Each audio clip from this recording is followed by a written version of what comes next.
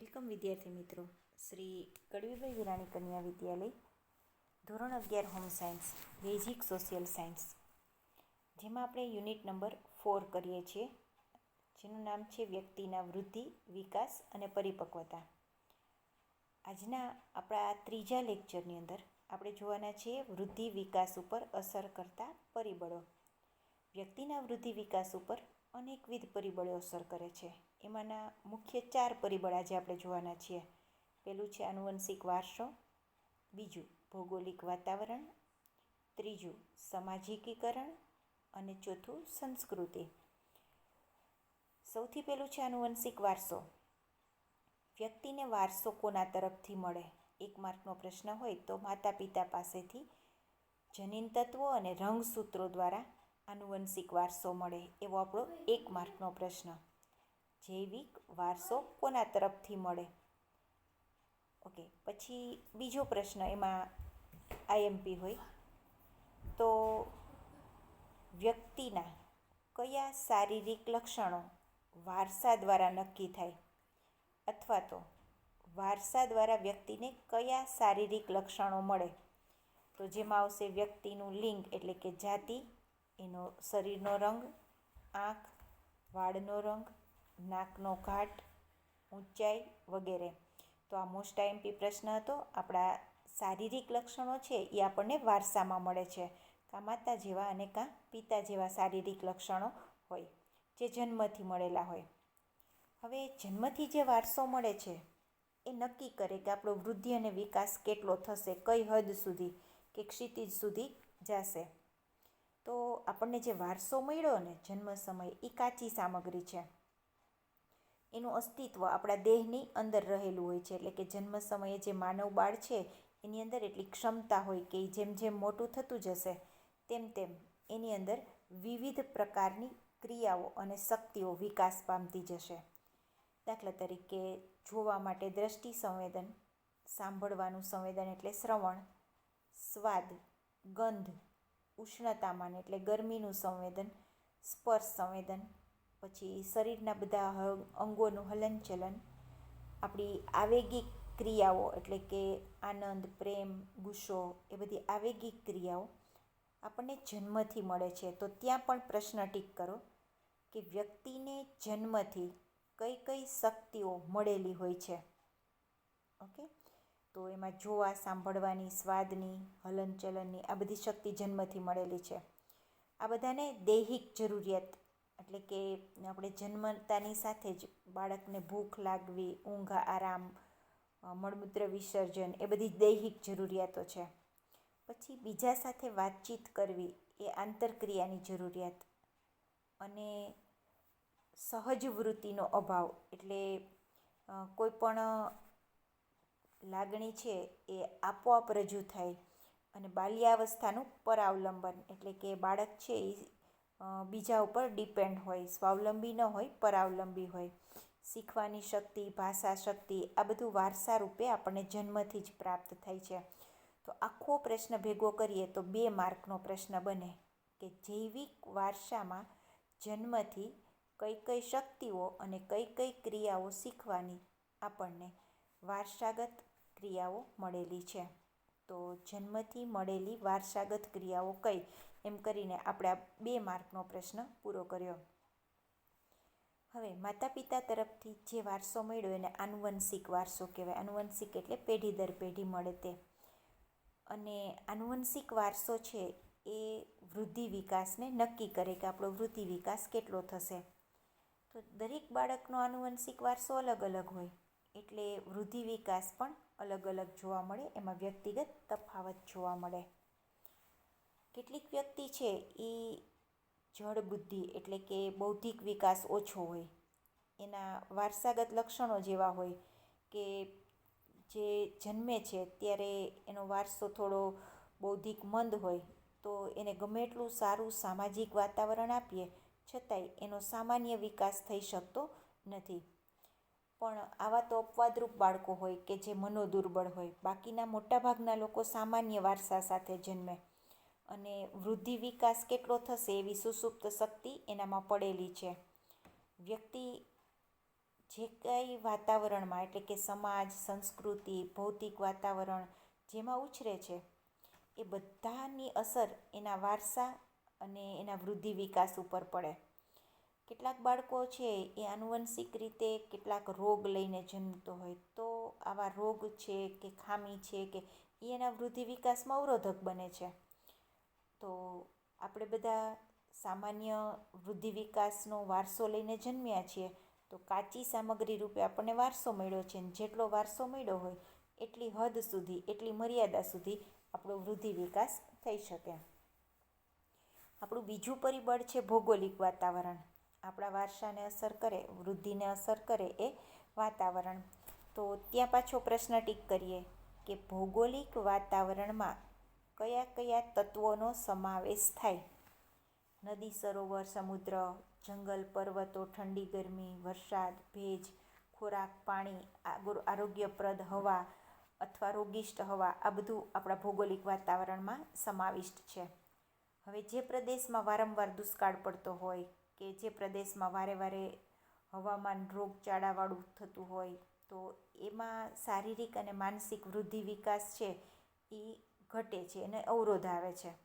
પણ આપણે તો સમશીતોષ્ણ કટિબંધમાં રહીએ છીએ, એટલે કે ભારત દેશની આબોહવા છે એ મોસમી આબોહવા છે અને ભારતની અંદર ભૌગોલિક વાતાવરણમાં અનુકૂળતા વધારે હોય તો આપણો વૃદ્ધિ વિકાસ છે એ સામાન્ય થાય. તો વૃદ્ધિ વિકાસ માટે નિર્ણાયક પરિબળ એ ભૌગોલિક વાતાવરણ છે. હવે એમાંના કેટલાક તત્વો ઉપર જો આપણે નિયંત્રણ મૂકીએ તો એની વિપરીત અસરને ઘટાડી શકાય. દાખલા તરીકે અતિશય ગરમી પડતી હોય તો આપણે પંખો છે કે એસી છે કે વગેરે ચલાવીએ તો આપણે ભૌગોલિક વાતાવરણની અસરને ઘટાડી શકીએ. બીજી બાજુ ભૌગોલિક વાતાવરણ સાથે અનુકૂલન સાધીને જીવી શકાય. તો ઘણા બધા આદિવાસી લોકો છે એ જંગલોમાં, પહાડોમાં રહેતા હોય તો એ વાતાવરણ સાથે અનુકૂલન સાધીને પણ જીવન જીવે છે. આમ વાતાવરણ ઉપર નિયંત્રણ મૂકવું કે એટલે એને આપણે અનુકૂળ બનાવવું એ આપણા હાથની વાત છે, અથવા તો આપણે એના ઉપર નિયંત્રણ કરીએ છીએ. ત્યાર પછી આવશે આપણા વૃદ્ધિ વિકાસને અસર કરતું ત્રીજું પરિબળ એટલે સમાજીકરણ. હવે સમાજીકરણ છે એ મોટે ભાગે 2 માર્કમાં પૂછાય છે એની વ્યાખ્યા. તો અહીંયા આપણે સમાજીકરણ એટલે શું અને એના સાધનો કયા છે એવા 2 પ્રશ્નો મેં તમને અહીંયા ટીક કરી દીધા છે. તો પહેલો પ્રશ્ન છે સમાજીકરણ. વ્યક્તિનો જ્યારે વૃદ્ધિ વિકાસ થતો હોય ત્યારે એની અંદર પડેલી શક્તિઓને ખીલવીને બહાર લાવવી, બધી જ શક્તિઓ પૂરેપૂરી વિકાસ પામી જાય એ પ્રક્રિયા એટલે સમાજીકરણ. હવે નવા જન્મેલા બાળકનું સામાજિક વ્યક્તિ તરીકે ઘડતર કરતી પ્રક્રિયા એટલે સામાજીકરણ, જેમાં વ્યક્તિને એની ભૂમિકા શીખવવામાં આવે કે દીકરી તરીકે કે દીકરા તરીકે કે વિદ્યાર્થી તરીકે આપણે કેવી ભૂમિકા ભજવવી જોઈએ. આપણો સામાજિક સાંસ્કૃતિક વારસો શું છે એ આપણને સમાજીકરણ દ્વારા શીખવવામાં આવે છે કે આપણે આ સંસ્કૃતિમાં રહીએ છીએ, આપણે આવી રીતે વર્તન વ્યવહાર કરવા જોઈએ. સમાજીકરણ છે એ નવા જન્મેલા બાળકને એક સામાજિક નાગરિક બનાવવાની તાલીમ આપે છે, એટલે કે સમાજની દીક્ષા આપે છે. તો કોણ આપે છે આ તાલીમ? એના 4 સાધનો છે. એક છે કુટુંબ, બીજું મિત્ર, ત્રીજું સંચાર સાધનો અને ચોથું શાળા. આ બધા પાયાના પરિબળ છે જેનાથી આપણું સમાજીકરણ થાય છે.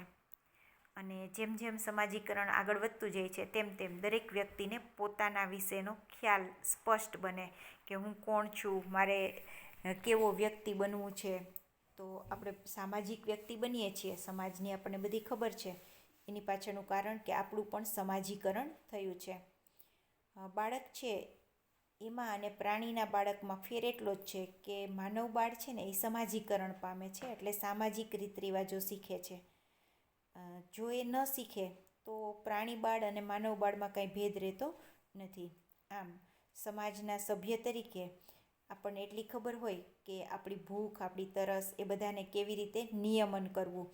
ગમે તેટલી ભૂખ લાગી હોય તો આપણે ગમે ત્યાં ગમે તે વસ્તુ ખાઈ નથી લેતા, એટલે નિયમિત કરતાં કે ભૂખને ખેંચતા આપણે શીખી જઈએ છીએ. તો આપણું સમાજીકરણ થયું છે એમ કહેવાય.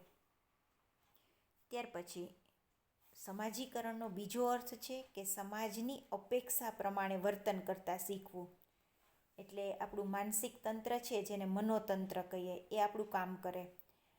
બાળક જ્યારે જન્મે ત્યારે એની પાસે જૈવિક વારસો છે, પણ જ્યારે સમાજીકરણ થાય ને ત્યારે એની અંદર મનોતંત્ર કામ કરતું થઈ જાય, અને વ્યક્તિનું સમાજીકરણ ન થાય તો એ પશુ સમાન રહે. અને એટલે જ કહેવાય છે કે સમાજીકરણ દ્વારા વ્યક્તિને આ બધી ખબર પડે છે કે હું, મારું, તું, તારું, અમે, આ બધા શબ્દો વચ્ચે એને ભેદ પાડતા આવડી જાય છે. આ ઉપરાંત સમાજીકરણને કારણે બોલતા ચાલતા શીખે છે, એની પ્રતિભા એટલે કે પોતાની એક આગવી છાપ ઊભી કરે છે. જેનું સમાજીકરણ નથી થયું એવા કેટલાક બાળકોનો અભ્યાસ આપણે જોશું અહીંયા, કે સમાજથી છૂટા પડી ગયા હોય કે સમાજના સંપર્કથી દૂર રહ્યા હોય એવા બાળકોનું સમાજીકરણ નથી થતું, તો એમનો વિકાસ પણ નથી થતો. તો અહીંયા સમાજીકરણના અભાવમાં વ્યક્તિનો વિકાસ શક્ય બનતો નથી. આવા કેટલાક કિસ્સા આપણે પછી જોવાના છીએ. સંસ્કૃતિ આપણા વૃદ્ધિ વિકાસને અસર કરતું આ ચોથું પરિબળ છે. તો ત્યાં પાછો 1 માર્કનો પ્રશ્ન કે સંસ્કૃતિમાં કઈ કઈ બાબતોનો સમાવેશ થાય? તો જ્ઞાન, કળા, ધર્મ, રિવાજ, માન્યતા, લોકનીતિ, લોકરીતિ, આ બધી સંસ્કૃતિમાં સમાવિષ્ટ બાબતો છે. સંસ્કૃતિ છે એ આપણું સમાજીકરણ કરે, એટલે કે બાળકને સંસ્કૃતિના માળખામાં બંધ બેસતું કરવામાં આવે છે. આપણા ફેમિલી મેમ્બર, પડોશીઓ, મિત્રો બધા આપણને શીખવે છે કે જો આપણે ગુજરાતમાં રહેતા હોય તો આપણને ગુજરાતની સંસ્કૃતિ પ્રમાણેનું આપણી રીતભાત શીખવવામાં આવે, અને જે સંસ્કૃતિમાં ઉછરે બાળક એવું બને. અહીંયા જે ઉદાહરણ આપ્યું છે એ 2 આદિવાસી જાતિનું ઉદાહરણ છે. એક આદિવાસી જાતિનું નામ છે આરાપેસ, જેની અંદર બાળકોને એવી તાલીમ આપવામાં આવે, એની સંસ્કૃતિ એવી હોય કે જ્યાં બધા લોકો ઉદાર હોય, સહિષ્ણુ હોય અને સહકારવાળા હોય. તો આરાપેસ જ્ઞાતિ હોય એ સહકારવાળી છે, અને એના જ જેવી બીજી એક જ્ઞાતિ છે મુંડુ ગોમર, એ આદિવાસી જ જાતિ છે. એમાં બધા જ લોકો છે એ શંકાશીલ, ઈર્ષાળુ અને જનૂની હોય. તો જે સંસ્કૃતિમાં બાળક ઉછરે એવું બને.